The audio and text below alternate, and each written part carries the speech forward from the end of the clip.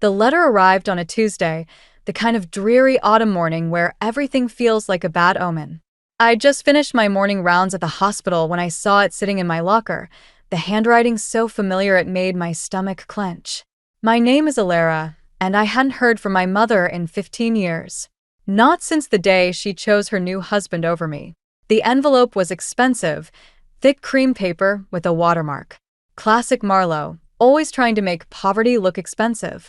My hands trembled as I turned it over, the hospital's fluorescent lights suddenly too harsh on my eyes. "Dr. Chen needs you in oncology," Sarah, one of the nurses, called out. I shoved the letter into my coat pocket, where it burned like a hot coal against my hip throughout my next 3 consultations. It wasn't until my lunch break that I found the courage to open it. Sitting in my favorite quiet spot, the empty conference room overlooking the hospital gardens, I finally broke the seal. "Dearest Alara," it began, and I almost laughed at the audacity. "Dearest? After all these years? There are things you need to know about your grandmother's inheritance. Things Griffin and I have discovered that change everything. Please meet me at the Riverside Cafe this Saturday at 2 p.m. Come alone." The paper crumpled in my fist before I realized I was crushing it. My grandmother Odessa had died 6 months ago, leaving me her house and a modest savings account. It wasn't much, but it was everything to me. The only piece of real family I had left. My phone buzzed. A text from an unknown number. "Did you get my letter? Please say you'll come. Mom." "Dr. Morrison?" A knock at the door made me jump. Dr. Rivera, my mentor, poked his head in. "Everything okay? You look like you've seen a ghost." I forced a smile. "Just some family drama." He nodded knowingly. "Those are always the worst cases. Speaking of cases, your patient in 304 is asking for you. The test results are in." Work. Yes. Work was safe. Work made sense.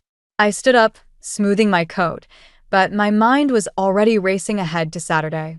What could Marlowe possibly want after all this time? And why bring up Grandma Odessa's inheritance now? The last time I'd seen my mother, I was 15. She stood in our driveway with Griffin, her new husband, telling me I was being difficult and needed time to adjust. That adjustment apparently meant shipping me off to live with my Aunt Lorna while they started their new life with Griffin's daughter, Talia. "Sometimes," Grandma Odessa used to tell me, "people mistake running away for moving forward." She'd been right about so many things. I pulled out my phone and typed a quick response. "I'll be there." Then I added, "Don't bring Griffin." The reply came instantly. "Just us. I promise." But Marlowe's promises had always been like sandcastles, beautiful, elaborate, and quick to wash away with the tide. The last time I'd trusted her word, I'd ended up losing my home, my family, and any belief in happy endings. As I headed to room 304, my grandmother's last words to me echoed in my head. "The truth always finds its way home, sweetheart. Just make sure you're ready when it knocks." Well, it wasn't knocking anymore. It was sitting in my pocket in expensive cream-colored paper, written in my mother's flowing script, threatening to unravel everything I'd built since she walked away. Saturday was 4 days away. 4 days to decide whether I was really ready for whatever truth was coming home. I spent the next few days buried in work, but memories kept surfacing like bodies in a flood. The worst one hit during a patient consultation, triggered by a perfume that smelled exactly like the one Marlowe used to wear. "Your prognosis is excellent, Mrs. Chen," I was saying when the scent caught me. Suddenly, I was 15 again, standing in our old living room, watching Griffin's hands on my mother's shoulders while he explained why sending me away was for the best. "Dr. Morrison?" "Mrs. Chen's voice snapped me back. "You seemed far away for a moment." I apologized and finished the consultation, but my hands were shaking. After my shift, I drove to Grandma Odessa's house, my house now. The porch steps creaked under my feet just like they always had. Inside, everything was exactly as she'd left it, down to the half-finished crossword puzzle on the coffee table. My phone rang. Aunt Lorna's name flashed on the screen. "I heard Marlowe contacted you," she said without preamble. Classic Lorna, always straight to the point. News travels fast.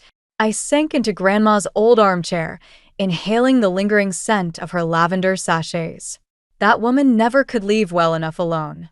Lorna's voice had an edge I rarely heard. Did she mention Griffin? She promised he wouldn't be there. And you believe her? I didn't answer. Through the window, I watched a pair of cardinals at the bird feeder Grandma had installed. Red against white against gray sky. Remember what happened the last time she made promises? Lorna continued. When she swore the separation would only be temporary, I remember everything. My voice came out harder than intended. I also remember you taking me in when she didn't want me anymore. A long pause followed. That's not exactly how it happened, Alara. Something in her tone made me sit up straighter. What do you mean? It's not my place to. She stopped abruptly. Just be careful on Saturday. Griffin has always been good at pulling strings from behind the scenes. After hanging up, I went upstairs to the attic. Grandma's old boxes were still there, untouched since the funeral. I'd been meaning to sort through them, but hadn't found the courage yet. Now, something drove me to open the one marked family photos. The first album I pulled out fell open to a wedding picture, Marlo and my father. She looked so young, so genuine in her happiness. The next photo showed them with me as a baby, all three of us laughing at something off camera. Then came the photos after Dad died. Fewer smiles, more forced poses, until finally Griffin appeared and I disappeared altogether. My phone buzzed with a text. Unknown number again. Looking forward to Saturday. There's so much to explain, Mom. Before I could respond, another text came through. I know you probably hate me. You have every right to. I started typing I don't hate you but deleted it. What was the point of lying? Instead, I wrote, just tell me one thing. Is this really about Grandma's inheritance? 3 disappeared, appeared again. Finally, it's about making things right. I snorted. Making things right? After 15 years? I was about to reply when movement outside caught my eye. Through the attic window, I saw a car parked across the street, a black SUV with tinted windows. As I watched, it pulled away slowly. Something cold settled in my stomach. I'd seen that SUV before, outside the hospital after receiving Marlo's letter. My phone buzzed one more time. By the way, how are you enjoying Grandma's house? Still has that lovely view from the attic, doesn't it? I dropped the phone like it had burned me. Someone had been watching. Someone knew exactly where I was, what I was doing. The cardinal pair had left the feeder, leaving only scattered seeds in their wake. I thought of what Lorna said about Griffin pulling strings, about things not being what they seemed. Saturday suddenly felt very far away and much too close at the same time. That night, while searching for an old medical textbook in Grandma's study, I found her journal. It was hidden behind a loose panel in her desk drawer, bound in worn leather with her initials pressed into the cover. I almost missed it, but the edge caught on my sleeve as I was reaching for something else. The first entry was dated 2 weeks before she died. My dearest Alara will inherit everything, she'd written in her careful script. Marlo won't understand, but she gave up her right to this legacy long ago. Not when she remarried, that I could have forgiven, but when she let that man dictate the terms of her love. My hands trembled as I turned the page. More entries followed, each one revealing pieces of a story I'd never known. Griffin came by today, read an entry from 3 months before her death. He wanted to discuss financial arrangements, as if I didn't know what that meant. He thinks Marlo's desperate enough now to play along with his schemes. Maybe she is. The doorbell rang, startling me so badly, I dropped the journal. Through the window, I saw a familiar figure on the porch, my stepsister, Talia. I know it's late, she said when I opened the door. Her eyes were red-rimmed, mascara slightly smudged. I need to talk to you about Mom and Dad. I hesitated, but the raw desperation in her voice made me step aside. She'd grown up since I'd last seen her, no longer the wide-eyed 7-year-old who watched me pack my bags. They're planning something, she said, pacing the living room. Dad's been meeting with lawyers, going through Grandma Odessa's old papers. Mom keeps crying when she thinks no one's watching. Why are you telling me this? Talia stopped pacing. Because I found these. She pulled out a stack of letters from her bag. They're from Grandma Odessa to Mom, written over the years after you left. Dad doesn't know I have them. I took the letters with numb fingers. The first one was dated just after I moved out. How dare you let him make this choice for you, Marlo? Your daughter needs you, not his twisted version of family loyalty. The money isn't worth this. Money.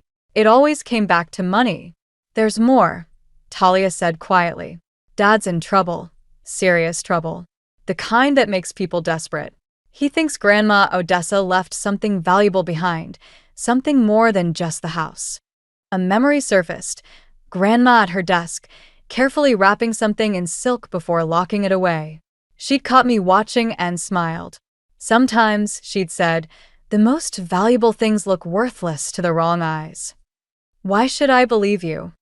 I asked Talia. You're still their daughter. Because I remember watching you leave. Her voice cracked.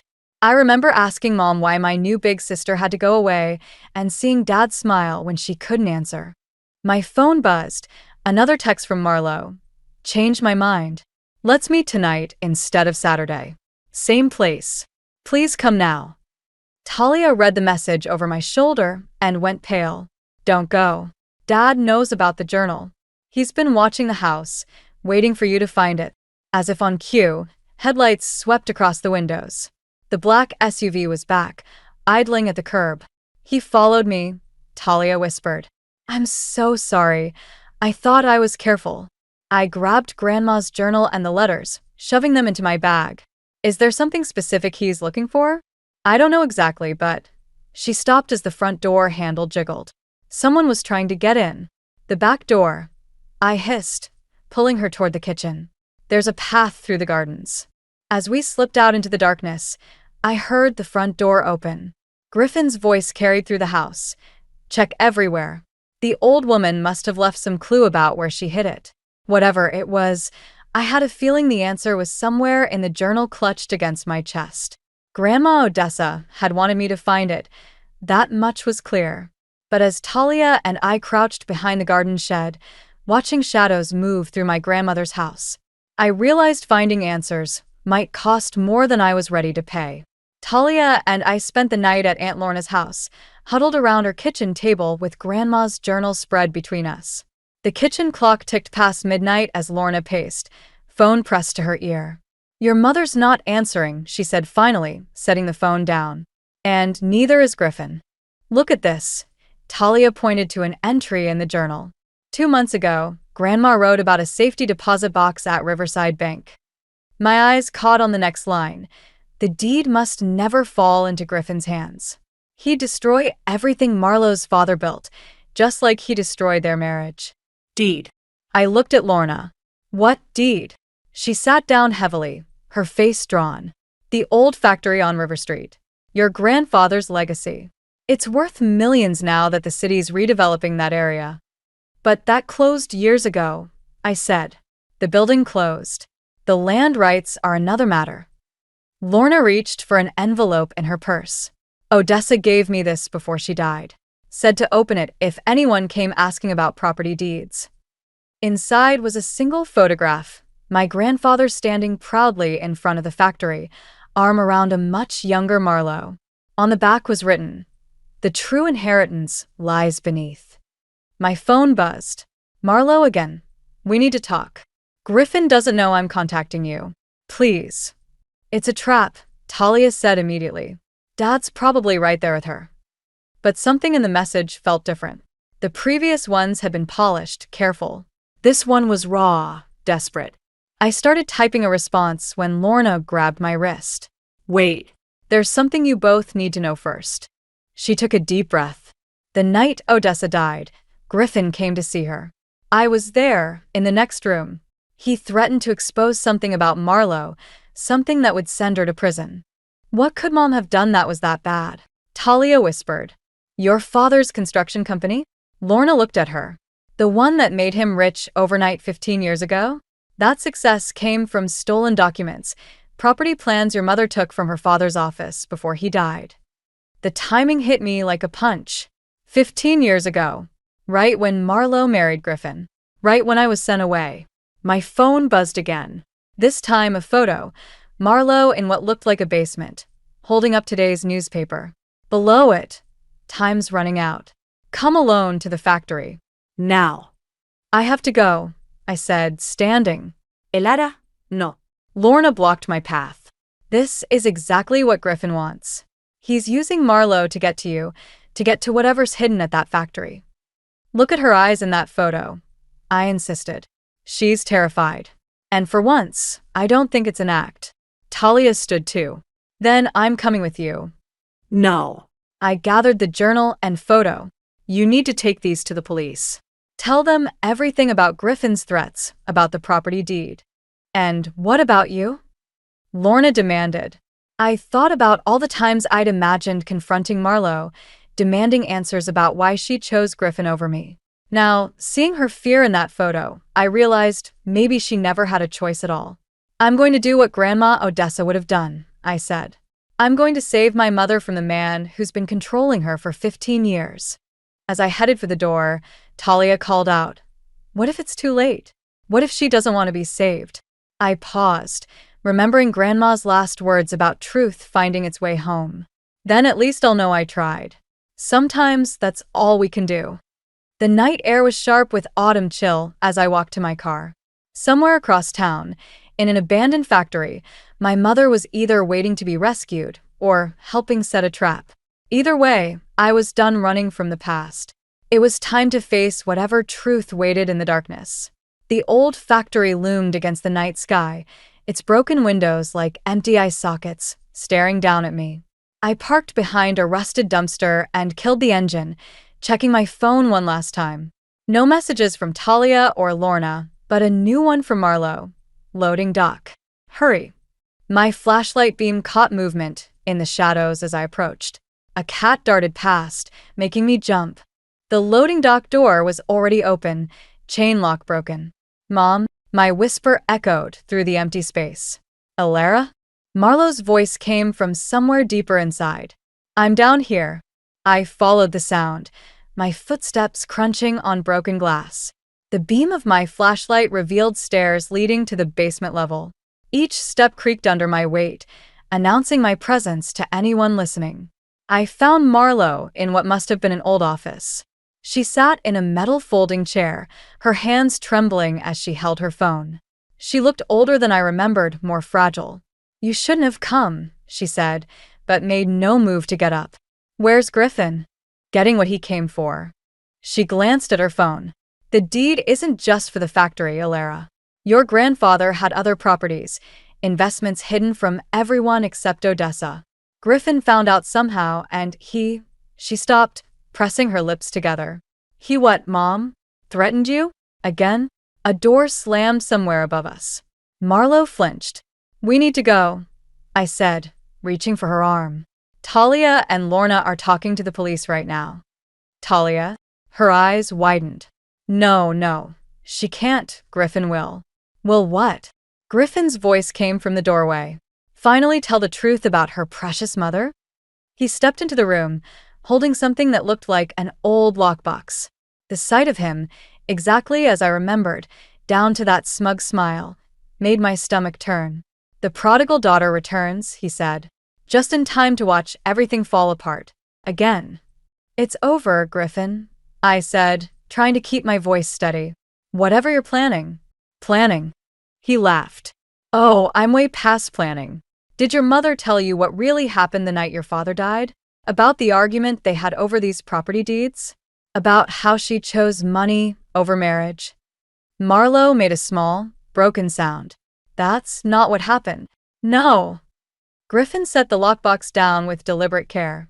Then tell her, Marlo. Tell her how you knew the brakes on your husband's car were failing. Tell her how you let him drive anyway because a dead husband meant full control of the inheritance. The room tilted. I grabbed the wall for support. Mom, I didn't know, Marlo whispered.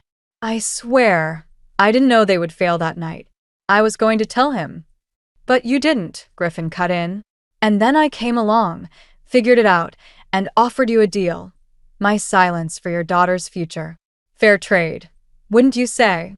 My flashlight beam caught something metallic in his hand, a gun, small but deadly in the darkness. The police are coming, I said, but my voice shook. They won't find anything here. Griffin smiled. Just like they didn't find anything 15 years ago. Amazing what money can hide, isn't it? A noise from above, footsteps, multiple sets. Griffin's smile faltered. That would be my insurance policy, Marlowe said quietly, holding up her phone. The screen showed a recording app, running for the past 10 minutes. I may have failed my daughter once, but never again. Griffin's face twisted with rage. He lunged for the phone just as shouts of "Police! Don't move!" echoed down the stairs. In the chaos that followed, the flash of police lights, the thunder of footsteps, Griffin's cursing, I found myself staring at my mother.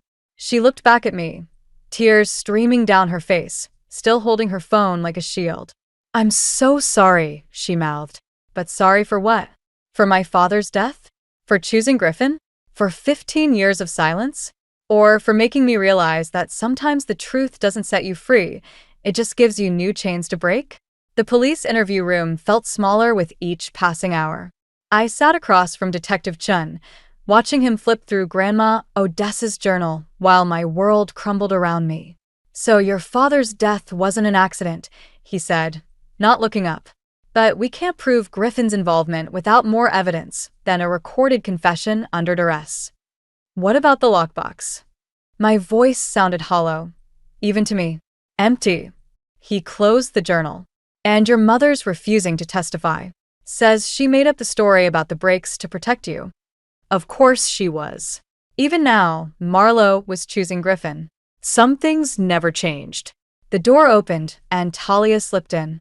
She looked like she hadn't slept in days. Dad's lawyer got him released on bail. He's already talking about pressing charges against Mom for defamation. My laugh came out bitter. Of course he is. There's more. Talia wouldn't meet my eyes. He's filing an injunction about Grandma Odessa's estate. Says Mom was coerced into giving up her inheritance rights. He wants everything frozen until it's sorted out, including the house. My house. The only place I had left of Grandma. Detective Chun gathered his papers. "We'll keep investigating, but without your mother's cooperation." He didn't need to finish. I knew how this ended. Griffin would walk away clean, just like he had 15 years ago. Only this time, he'd take everything Grandma Odessa had tried to protect. Outside the station, rain fell in sheets. Talia grabbed my arm before I could reach my car. "I found something in Dad's office," she said, voice low. "Bank statements showing transfers to the mechanic who worked on your father's car. Regular payments, starting the week before the accident and continuing for years after." "Can you prove it?" I took photos, but... She swallowed hard. He caught me. Said if I showed anyone, he'd make sure Mom took the fall for everything. She'd go to prison, Alara. And there it was. The perfect trap. Griffin had spent 15 years building it, layer by layer. Now we were all caught, me, Marlowe, Talia. Even Grandma Odessa hadn't escaped his web. My phone buzzed. A text from an unknown number. "Meet me at the house. One last chance to fix this." Don't go," Talia pleaded. "He'll be waiting." "I know." I got into my car. That's counting on it. At Grandma's house. All the lights were on. Griffin's car sat in the driveway, next to Marlowe's. As I walked up the path, I remembered Grandma's words from her journal. The true inheritance lies beneath. I found them in the study. Griffin stood by the window, Marlowe perched on the edge of Grandma's desk like a frightened bird. "Come to beg for a deal?" Griffin smiled. "I'm feeling generous. Drop everything, the accusations, the investigation, your claim to the estate, and I'll let your mother keep her freedom." No. I looked at Marlowe. "You don't get to threaten us anymore." "Alara, please," Marlowe whispered. "Just let it go. Like you let Dad go." The words tasted like ash. Or, "Like you let me go?" Griffin's smile widened. "Face it, you've lost. Just like your father lost. Just like Odessa lost." No. I pulled out my phone, showed them the screen. A live stream, broadcasting everything to Detective Chen. "This time you lost." Griffin lunged for the phone, but stopped short as police sirens wailed in the distance. His face contorted with rage. "You stupid girl," he snarled, reaching into his jacket. "You think I won't?" A gunshot cracked through the room. Griffin stumbled, clutching his shoulder. Behind him, Marlo stood trembling, holding a small revolver, Grandma Odessa's revolver. "Not my daughter," she said. "Never again." As Griffin fell, something clattered from his jacket pocket, a key, old and brass, with a tag attached. In Grandma's handwriting, "Basement safe. The truth waits below." The sirens grew louder, but all I could hear was my heart pounding. We'd won, but at what cost? And what truth still waited in the darkness beneath our feet? While the police secured Griffin and paramedics tended to his wound, I descended into the basement, Marlo and Talia close behind. The key felt heavy in my hand, like it carried all our secrets with it. "I didn't know about this safe," Marlo said, her voice still shaking. "Mother never told me." "She told me." I found the safe behind an old shelf, exactly where Grandma had described in her journal, the night before she died. The key slid in perfectly. Inside lay a single manila envelope and a USB drive. "Wait!" Talia grabbed my arm. "There's something you should know first." She pulled out her phone, showing me a series of text messages. Between her and Griffin. About me. About watching the house. About making sure I found certain things at certain times. My stomach dropped. "You were helping him?" "At first." Talia's voice cracked. "He said it was to protect Mom. But then I saw what he was really doing, using all of us against each other. Just like he always has." Marlo reached for the envelope, but I pulled it away. "Haven't you done enough? Elara, please." She looked older than I'd ever seen her. "I know I don't deserve your forgiveness. But there's something you need to understand about the night your father died." "I understand plenty." The envelope crinkled in my grip. "You knew about the breaks." No. She took Grandma's revolver from her pocket, placing it on a nearby table. "I knew about the insurance policy. Griffin convinced me your father was planning to leave us penniless. Said he had proof. I believed him because I wanted to believe him, because being afraid was easier than being strong." Upstairs, we heard movement, Detective Chen's voice, other officers. "Open it," Talia whispered. The envelope contained documents, bank statements, letters, photographs. Evidence of Griffin's long game, dating back to before he even met Marlo. He targeted our family, orchestrated my father's death, manipulated everyone around him. But the last document made my blood run cold. A contract signed by both Griffin and Marlo, dated the day before my father died. It was never about the money, I realized. It was about control. About making sure everyone needed you, depended on you, even if it meant destroying them first. He said he'd take care of everything. Marlo's voice was barely audible. I didn't know he meant. I never thought. But you suspected. The pieces finally clicked into place. That's why you sent me to Aunt Lorna. Not because you didn't want me. Because you were protecting me from him. Footsteps on the basement stairs. Detective Chen appeared, looking grim. Griffin's talking, he said. Trying to cut a deal. Says he has evidence that'll implicate everyone. Let him talk. I handed over the envelope. We have evidence too. Real evidence. Marlo stepped forward, shoulders straight for the first time since I'd seen her. I'll testify. About everything. The insurance fraud, the property theft, all of it. Mom, no. Talia protested. You'll go to prison. Maybe that's where I need to be. Marlo touched my cheek, her hand trembling. Sometimes the only way to protect the ones you love is to face the consequences of failing them. I caught her hand before she could pull away. 15 years of anger and hurt crashed against something else. Understanding. Not forgiveness. Not yet, but the possibility of it.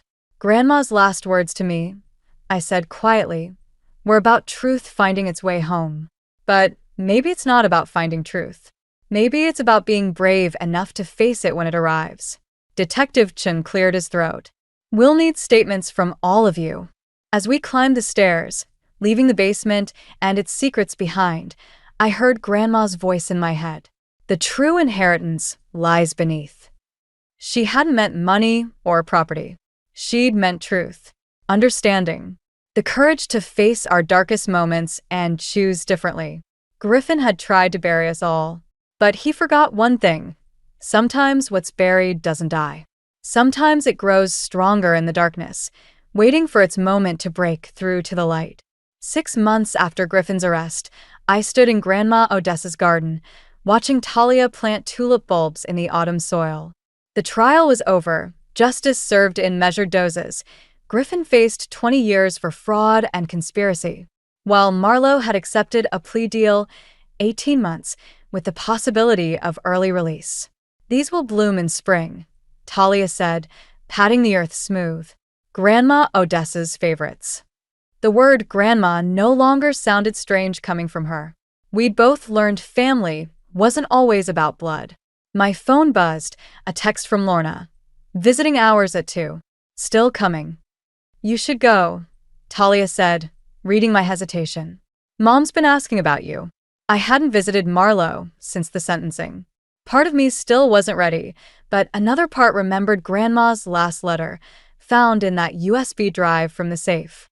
My dearest Alara, by the time you read this, you'll know the truth about your father's death. But truth without compassion is just another weapon.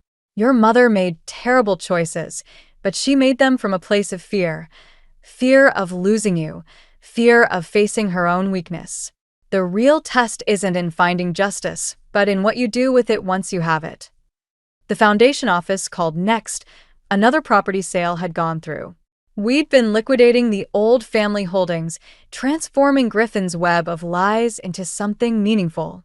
The Odessa Morrison Foundation now funded scholarships for children from broken homes, turning pain into possibility.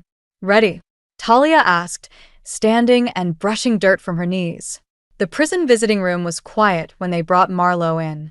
She looked smaller in her institutional uniform, but somehow more present, more real than she'd ever been in her expensive clothes and careful makeup.